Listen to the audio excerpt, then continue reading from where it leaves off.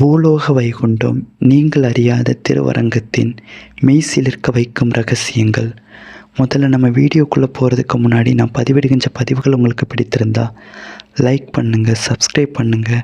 அதையும் தாண்டி உங்களுடைய நண்பர்களுக்கு ஷேர் செய்யுங்கள். சரி, வாங்க வீடியோக்குள்ளே கடந்து போகலாம். காவேரியும் கொள்ளிடமும் தன் இரு கைகளுக்குள் ஆற தழுவி கொள்ளும் ஒரு பிரம்மாண்டமான தீவு. அந்த தீவுக்குள் ஒரு நகரம் இல்லை. அந்த தீவுக்குள் ஒரு பிரம்மாண்டமான கோவில் ஒளிந்திருக்கிறது. ஆம், நாம் பேசப்போவது தமிழர்களின் கட்டிடக்கலை, வரலாறு மற்றும் பக்தியின் உச்சமான திருவரங்கம் பற்றியே.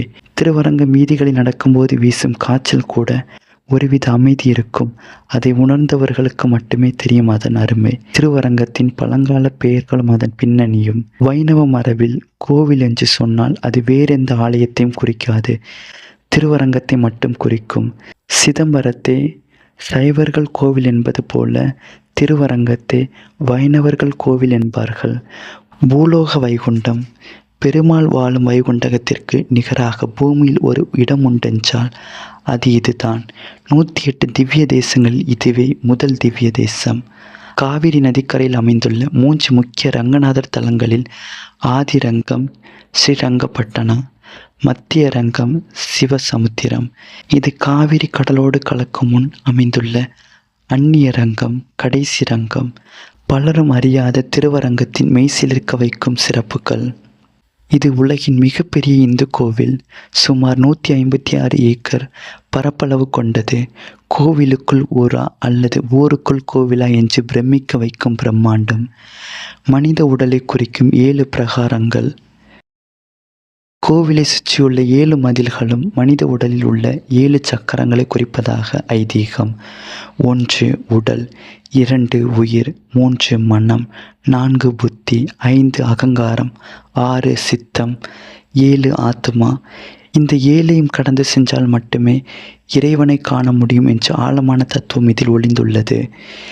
இலங்கையை நோக்கி சயனித்துள்ள ரங்கநாதர். ராமாயண போருக்கு பின்னால் ராமரால் விபீஷனுக்கு பரிசளிக்கப்பட்ட ரங்கநாதர் சிலை தரையில் வைக்கப்பட்டதால் இங்கேயே நிலைத்துவிட்டது.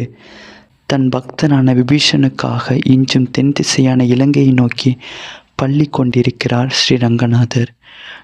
400 ஆண்டுகால மொட்டை கோபுரம். இன்று நாம் பார்க்கும் 236 அடி உயரம் ஆசியாவின் மிகவும் பிரம்மாண்டமான ராஜகோபுரம்.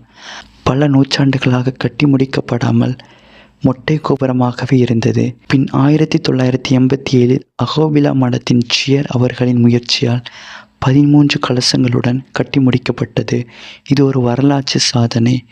1000 ஆண்டுகளை கடந்த ராமானுஜரின் உடல். திருவரங்கத்தில் நாம் கட்டாயம் தரிசிக்க வேண்டிய ஒன்று வசந்த மண்டபத்தில் உள்ள ஸ்ரீ ராமானுஜரின் திருமேனி.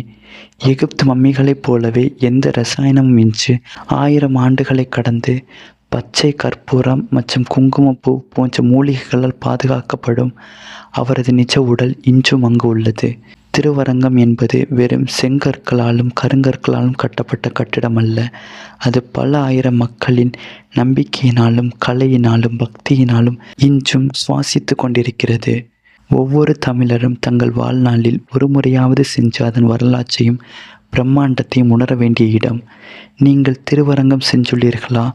அங்கு உங்களுக்கு ஏற்பட்ட மறக்க முடியாத அனுபவத்தை அல்லது உங்களுக்கு பிடித்த விஷயத்தை இந்த கமெண்டில் சொல்லுங்கள்.